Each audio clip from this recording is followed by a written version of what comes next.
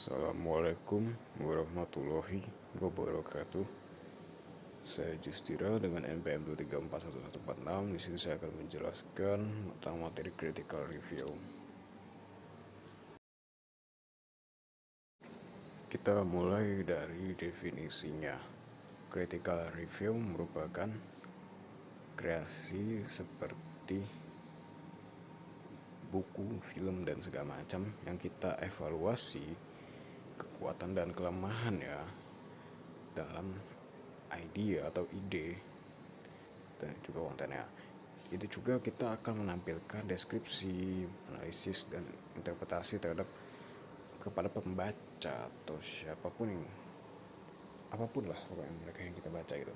Kita kayak menganalisis, kita mengkaji dari suatu karya, entah karya ilmiah atau apapun gitu. Kita menekankan di situ dan kita akan menampilkan dari review dari apa yang kita interpretasikan. Itu seperti itu maksudnya ketika review. Apa sih artinya dari kritikal atau kritis itu?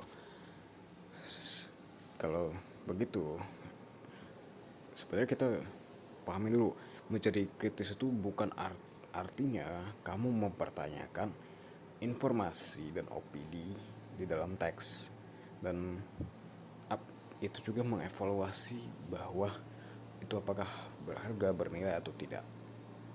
Nah, tapi kita juga harus tahu kritikal itu apa maksudnya. Kritikal itu merupakan sikap terhadap sesuatu yang tidak gampang filtering, atau kita mempunyai sistem filtering terhadap sesuatu yang kita tidak mudah percaya, atau yang kita baca ini kita evaluasi lagi, kita banding aju banding atau semacam sikap yang seperti itu seperti merupakan sikap kritis, atau mengatakan kita sikap yang tidak mudah percaya.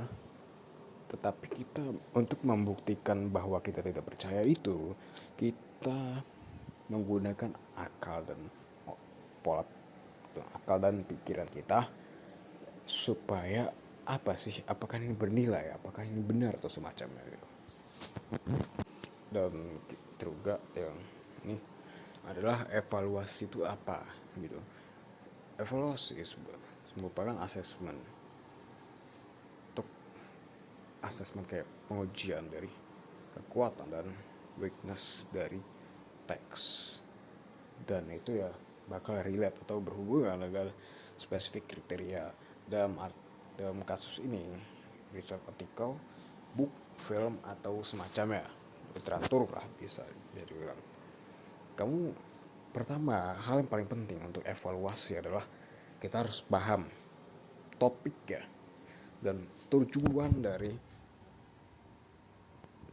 bagaimana kerjaan evaluasimu dan bagaimana kerja evaluasi dari kamu itu sendiri. Dan kita akan membahas struktur dan bagaimana cara membuat critical review. Saya akan ringkas beberapa poin paling penting gitu aja ya. Yang pertama adalah struktur. Kita bahas struktur. Yang pertama adalah preface atau pendahuluan. Pendahuluan merupakan latar belakang dari suatu critical review tersebut yang kita jelaskan. Mengapa kok bisa seperti ini? Mengapa kita harus critical review ini begitu? Kita sudah ada tujuannya apa gitu, latar belakang kita mereview itu buat apa gitu. Yang kedua adalah summary atau ringkasan dari apa karya yang macamnya, atau literatur semacamnya, karya, saya bahasakan gampangnya karya. Apa yang kita summary atau ringkas dari karya tersebut dari secara keseluruhan, tapi kita ringkas saja, bukan kita jelaskan tapi kita ringkas. Dan yang ketiga adalah main body atau isi dari critical review, itu mencakup evaluasi, isi dari apa yang kita bahas, kita masukkan opini kita, negatif dan buruk ya, dan segala macam timbangan gitu. Dan itu setelah itu adalah conclusion, kesimpulan. Dan yang terakhir adalah tadi saya bahas conclusion itu kesimpulan tuh apa yang kita simpulkan dari seluruhan dari main body tersebut gitu. Dan yang terakhir adalah referensi dan rekomendasi.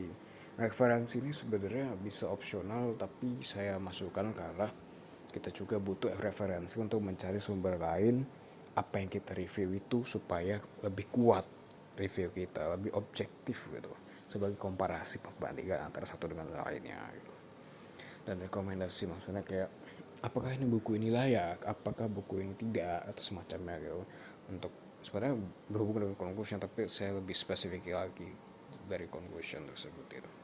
Ya, dan yang terakhir bagaimana cara kita membuatnya. Membuatnya adalah kita tentukan tujuan dan membuat plan. Dah, kita harus tahu tujuan kita dulu apa. Kalau misal kita tidak tahu tujuan, ya bagaimana kita mau mereview tersebut, karya tersebut. Kita juga harus memplanning gitu. Apa saja yang kita ini. Dan kita observasi, kita pahami dulu literatur kita yang mau kita kaji. Kita observasi dulu, kita cari informasi sedalam mungkin. Karena kita tidak bisa mengambil hanya sebagai trivial saja. Dan yang ketiga, kamu paling penting nih ya, penting banget. Yang terakhir nih, kita itu kamu harus mempunyai pemikiran kritis dan deep analysis. Itu penting banget. Percuma kamu baca banyak tapi kamu gak ada daya nalar kritis dan daya nalar analisis yang secara mendalam, itu agak percuma aja. Kamu kayak cuman mengikut textbook tapi kamu tidak tahu apa sih sebenarnya esensi dari literatur tersebut. Terima kasih telah menyimak video saya.